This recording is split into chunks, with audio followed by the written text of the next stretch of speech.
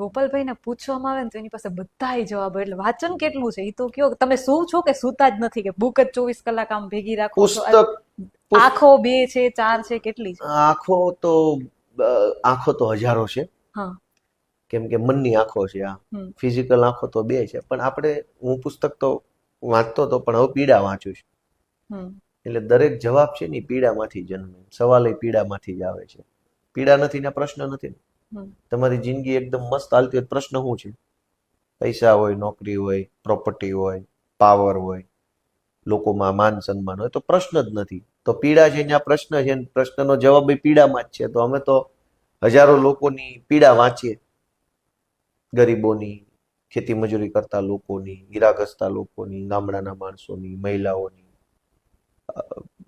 છેવાડાના માણસોની પીડા વાંચીએ કે આ માણસ બચારો શું ફીલ કરે છે, એને કેવું લાગતું હશે.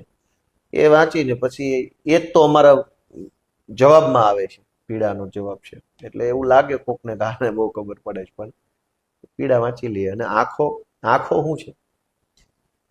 2 આંખોથી જોઈ શકાય ને એની કરતા વધુ છે ને મનની આંખથી જોઈ શકાય. અમે જયારે પ્રાથમિક શાળામાં ભણતા ત્યારે સાચું અવલોકન કરીને પાઠ આવતો ભણવામાં.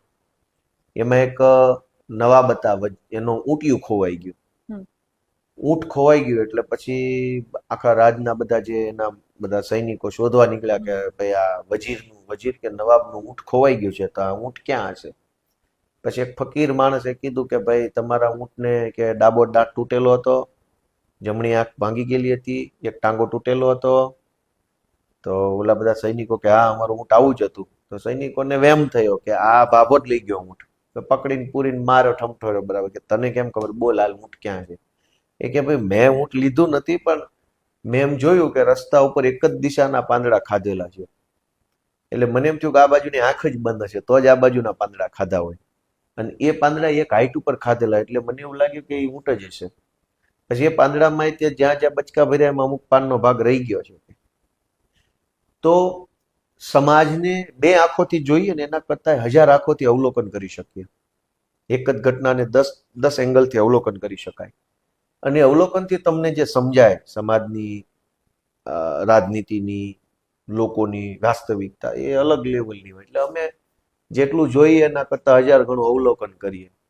એટલે પછી અવલોકન કર્યું જેટલું બધું હોય તો બોલી તો શકવાના જ ને. સીધી નજરે જોવું અને એકદમ બુદ્ધિની દ્રષ્ટિએ જોવું, એમાં ફરક નથી. એમ વાત છે.